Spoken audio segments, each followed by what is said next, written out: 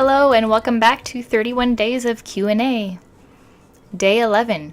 Where do you get your ideas? Oh, this is a question I get asked so much. I probably should have put this higher in the list because, at conventions, online, I've done a couple interviews even where everyone's like, where do you get your ideas? And it's so hard to answer, and I'm not sure why this is such a hard question to answer. And I think it's because the ideas that we have are basically built around our life experiences. Like, my ideas are a compilation of everything that I've learned and seen throughout my life. And that's not something that you can just put into words very easily.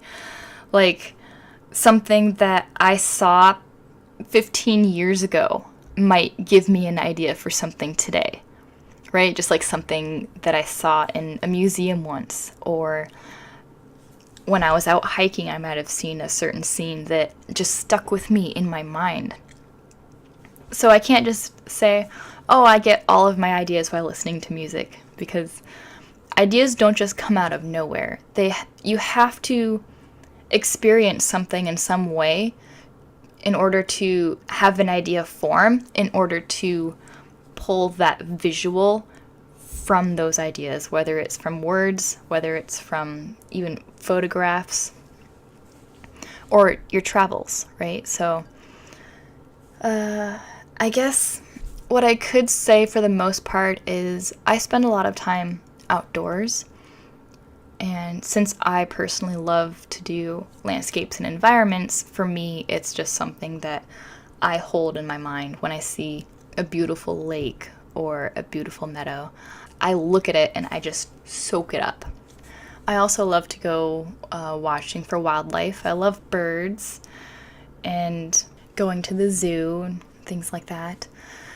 As far as my dragons, it's hard to explain, and it's probably because the ideas for my dragons, I go through the same steps that I would if I was doing concept design for a game or, for anything else. I love to create creatures. Like, I love to create new things.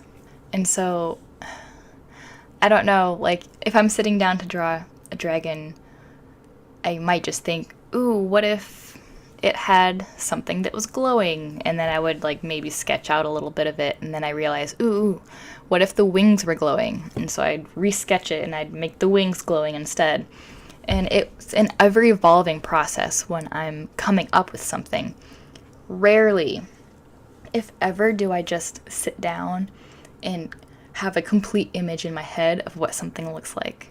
Like, I might, if I'm coming up with a new composition for something, I'll know what that looks like, but it takes thumbnailing and it takes a process to get it all down on paper in a certain way that I like it. Other times I have had those moments where I'm on the verge of falling asleep and I'll suddenly think of this really cool idea, and I might attempt to sketch it down. I keep a sketchbook next to my bed, so I'll try to sketch down the idea in a little thumbnail if I'm awake enough to do so. Otherwise, I just really, really concentrate on it and hope that I can remember it by morning. But I think the bottom line and the most important thing to remember is you can't create in a vacuum. You have to go out and you have to experience the world and travel and see other things. And it doesn't have to be art related. It could be anything related.